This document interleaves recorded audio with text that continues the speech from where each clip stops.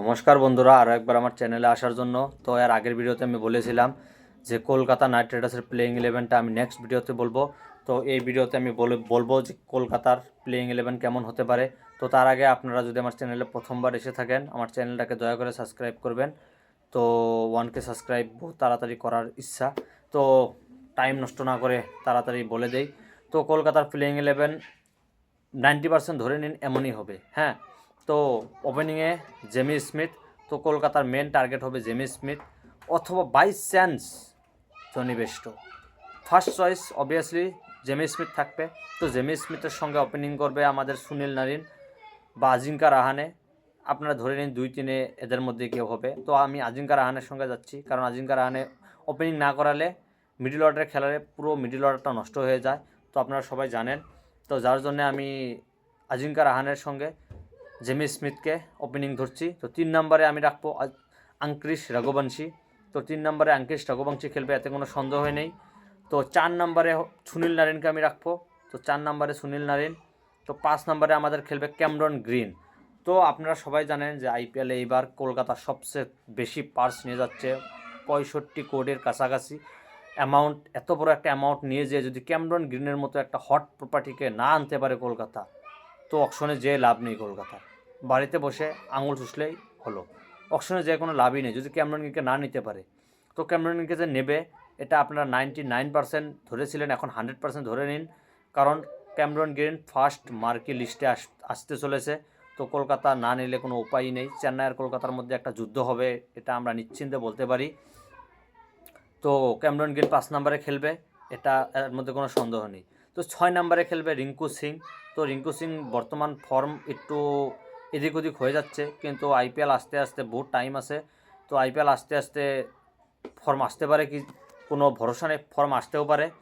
তো 6 নম্বরে রিঙ্কু সিং খেলবে। 7 নম্বরে আমাদের খেলবে রমনদীপ সিং।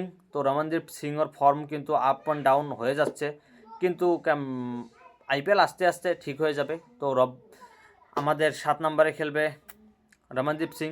তো 8 নম্বরে এখন কে খেলবে? 8 নম্বরে দুটা চয়েস আছে। তো একটা হলো রবম্যান পয়েলকে খেলাও, না হলে অকশন থেকে ভালো একটা ব্যাটসম্যান নাও যে লোয়ার মিডল অর্ডারে খেলতে পারে, যে একটু বোলিংও করে দিতে পারে। তো আকিব নবী একটা ভালো অপশন কিন্তু হতে পারে। আকিব নবী কিন্তু সৈয়দ মুশতাক আলী ট্রফিতে ঝাড়খণ্ডের হয়ে ভালো পারফরমেন্স দিচ্ছে। ঝাড়খণ্ড না, সরি, জম্মু অ্যান্ড কাশ্মীরের হয়ে কিন্তু বেস্ট তিনি পারফরমেন্স দিচ্ছে, উইকেট প্লাস ডেট বলিং, ভাই কি বলিং করছে। তো তাকে কিন্তু নিতে গেলে মিনিমাম 6 থেকে 7 কোটি খরচা করতে হবে, আর কলকাতার কাছে এত বড় একটা পার্স আছে, তো নেবেই অবভিয়াসলি। তো রবেন পায়েল না হলে আকিফ নবী, এই দুজনের মধ্যে একজনকে 8 নম্বরে খেলাবে। তো 9 নম্বরে হর্ষিত রানা। তো হর্ষিত রানা 9 নম্বরে খেললে ব্যাটিংটাও একটু পেয়ে যাবে, আর হর্ষিত রানা জানোই ইন্ডিয়া টিমে পার্মানেন্ট বর্তমান ভালো বোলিং করছে, ভালো সন্দেহ আছে।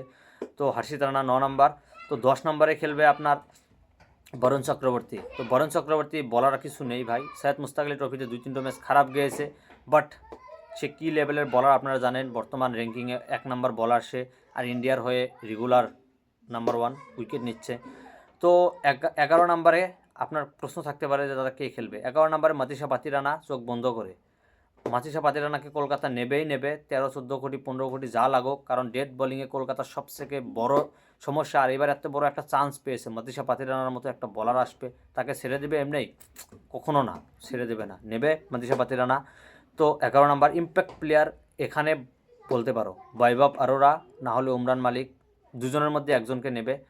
তো এখানে বোলিং কিন্তু বহুত সলিড হয়ে যাচ্ছে। মাতিসা পাতিরানা, তারপরে আপনার মাতিসা পাতিরানা, হর্ষিত রানা, বরুণ চক্রবর্তী, তারপরে আকিফ নবী, সুনীল নারিন, 5টা বলার কিন্তু এখানেই হয়ে যাচ্ছে। তারপরে উপরে ক্যামরন গ্রিন 6 নম্বর অপশন। তো 6টা অপশন কিন্তু 11-র মধ্যেই। আরও ইম্প্যাক্ট প্লেয়ার যদি আসে 7টা বলার। ইম্প্যাক্ট প্লেয়ার আমার মনে হয় অনুকূল রয়কেও খেলাতে পারে, অনুকূল রয় কিন্তু ভালো ফর্মে আছে। তো আমার প্লেইং ইলেভেন এটা। তো এটা আপনাদের প্লেইং ইলেভেন কেমন লাগলো কমেন্টে জানাবেন। আমার মনে হয় এই প্লেইং ইলেভেন নিয়ে কলকাতা কিন্তু চ্যাম্পিয়ন হতে পারে যদি ফর্মে থাকে প্লেয়ারগুলো। তো আপনারা মতামত জানাবেন, আর চ্যানেলটা দয়া করে সাবস্ক্রাইব করে দেবেন। তো আজকের জন্য এইটুকুই, আবার পরের নেক্সট ভিডিও দেখা হবে।